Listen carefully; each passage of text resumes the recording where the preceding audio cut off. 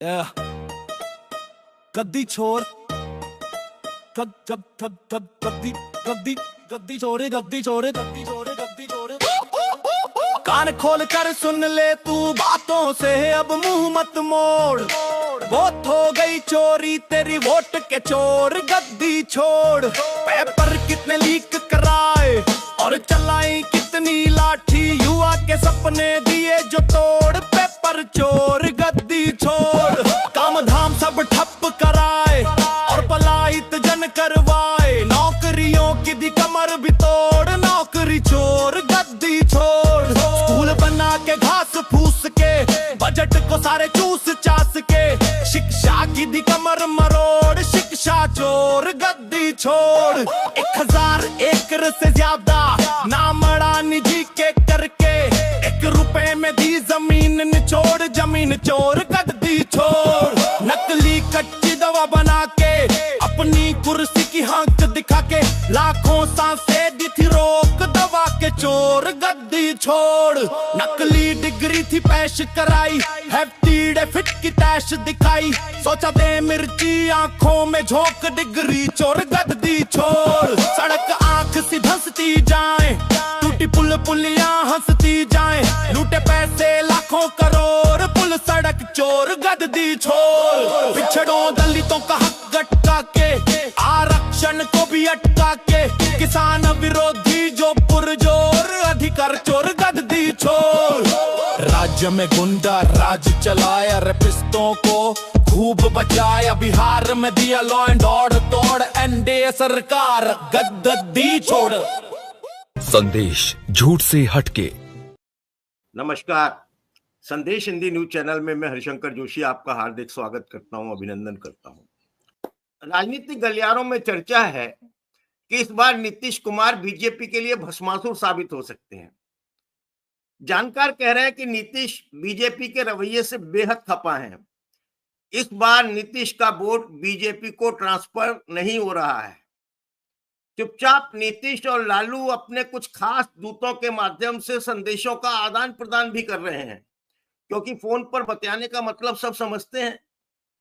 Phone पे बतियाया, surveillance लगी, किस्सा खत्म, खेल खत्म, सब हजम। नीतीश कुमार को बीजेपी के लिए भस्मासुर इसलिए कहा जा रहा है क्योंकि वे बार बार गठबंधन बदलते हैं। 6 बार बीजेपी, 2 बार आरजेडी के साथ। 2024 लोकसभा चुनाव में जेडीयू की 12 सीटें एनडीए के लिए निर्णायक रहीं, लेकिन विपक्ष का दावा है कि नीतीश बाद में पलट सकते हैं। वैसे भी बीजेपी का इतिहास सहयोगियों को कमजोर करने का है।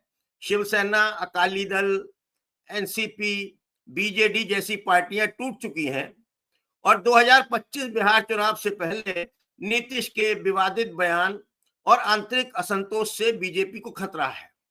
अगर नीतीश पलटे या जेडीयू टूटी तो एनडीए संकट में पड़ सकता है। ये राजनीतिक प्रचार है, पर इतिहास आशंका बढ़ाता है। जी हाँ, भले ये आप कह सकते हैं कि राजनीतिक प्रचार है, लेकिन ट्रैक रिकॉर्ड को देखते हुए ये आशंका बढ़ाता है। आज इंडिया गठबंधन का संकल्प पत्र जारी हुआ। तेजस्वी ने कहा, ये घोषणा पत्र सभी सहयोगी दलों और दिलों का प्रण है। एक एक घोषणा दिल से लिया हुआ प्रण है।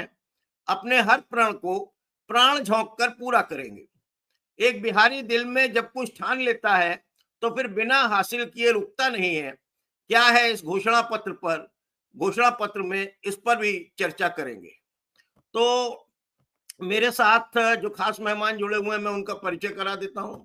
मेरे साथ में आदरणीय प्रफुल्ल कोलख्यान जी है, मैं उनका अभिवादन करता हूं, स्वागत करता हूं। मेरे साथ में सुरेंद्र दुबे जी हैं, वरिष्ठ पत्रकार हैं, उनका अभिनंदन करता हूं।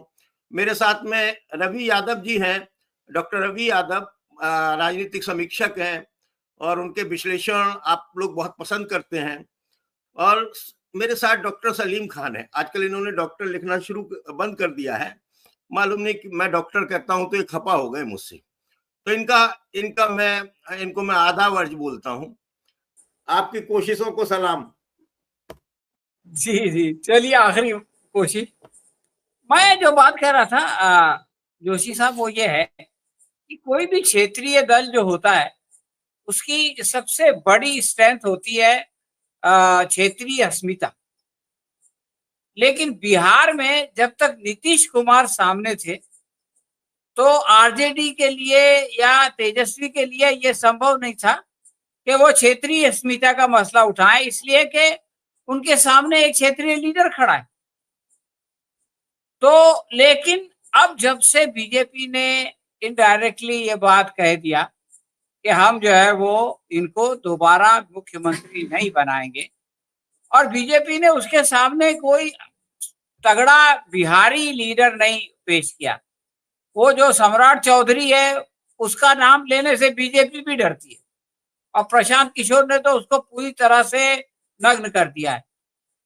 तो अब आज ये स्पीच मैंने आज जो उसका भाषण सुना तेजस्वी का, तो उसमें उन्होंने ये मसले को उठाया। उन्होंने उसको इस तरह से उठाया कि अमित शाह जो है वो बिहार से 10 ऑफिसर्स को यहाँ ला रहे हैं बिहार में, और उनके जरिए से वो बिहार चलाएंगे।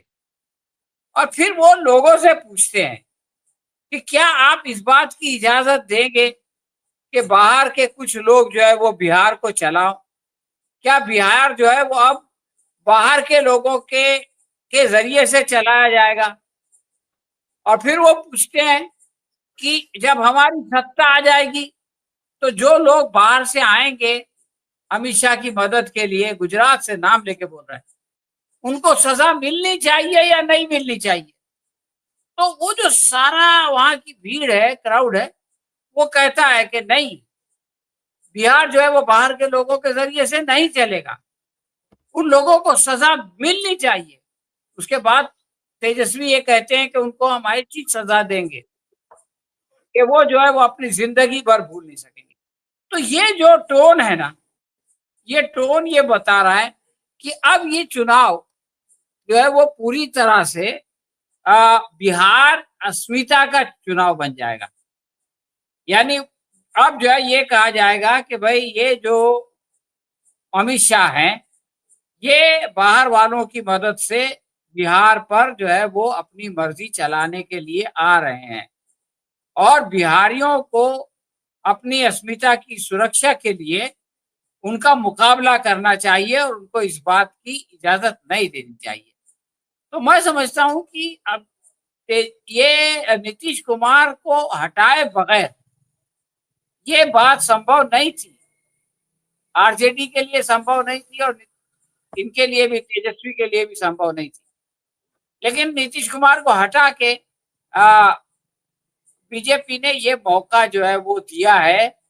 और जो आप लहर की बात कर रहे हैं, देखिए जहां भी क्षेत्रीय दल की लहर चली है ना, तो वो इसी पे चली है, बाहर का आदमी अंदर का आदमी, दिल्ली की सरकार, पटना की सरकार। तो अगर ये चीज चल जाती है, समझो कल से लेकर के अगले आखिरी चुनाव, मतलब आखिरी जो गिनती होगी उस वक्त तक, 9 तारीख तक जो आखिरी वोट गिरेगा, तो इसका बहुत जबरदस्त असर पड़ने वाला है। एक बात और मैं आपसे कहना चाहता हूं कि अब देखिए बीजेपी किस तरह से छटपटा रही है। इन्होंने एक कोशिश की कि वो छठ की जो है वो दिल्ली में मनाया जाएगा, और जो रेखा गुप्ता है उसने जमुना में एक अलग से वासुदेव घाट बना दिया। अब बीबीसी का एक संवाददाता वहां पहुंच गया, उसने देखा कि पानी के बीच में जो है वो रुकावट लगी हुई है, तो उसने दोनों तरफ का पानी उठाया। वो पानी उठाया जिसमें कि मोदी जी नहाने वाले थे, और वो पानी उठाया कि जिसमें जो है वो लोग बह रहा है जो पानी जमुना का, और उसने उसकी वीडियो दिखा दिया कि देखो भाई ये जो पानी है इसमें मोदी जी नहाने वाले थे। और आम आदमी पार्टी ने उसको इशू बना दिया कि ये पानी जमुना का है ही नहीं, ये पानी जो है वो गंगा का है, फिल्टर पानी है। तो ये होगा कि प्रधानमंत्री तो फिल्टर पानी में नहाएंगे और आम लोग जो है वो प्रदूषित पानी में नहाएंगे। उसका असर ये हुआ, एक रिपोर्ट का असर ये हुआ कि प्रधानमंत्री मोदी जो वोटर्स को छठ पूजा के जरिए से प्रभावित करने का जो प्लान बना रहे थे, वो सारा धराशायी हो गया। और इस तरह की कई चीजें आप देखें कि बीजेपी के साथ हो रही है कि ये लोग जो साजिश रचते हैं, ये लोग जो प्लान बनाते हैं, वो जो है वो अचानक कुछ ऐसा होता है कि इनका प्लान जो है वो धरा का धरा रह जाता है।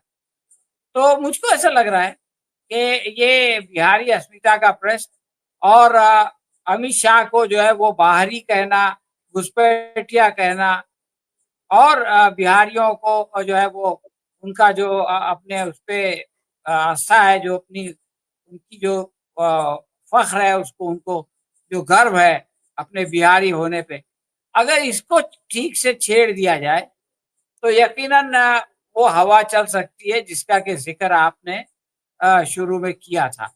अब कल से जो ये लोग साथ में तेजस्वी और राहुल जो जनता में जाएंगे और उसका जो प्रभाव पड़ेगा, उससे हमको ये बात समझ में आएगी कि ये बिहारी अस्मिता का प्रश्न जो है वो किस तरह से चल रहा है। और अब ये मैच जो है वो स्लॉग ओवर में आ गया है।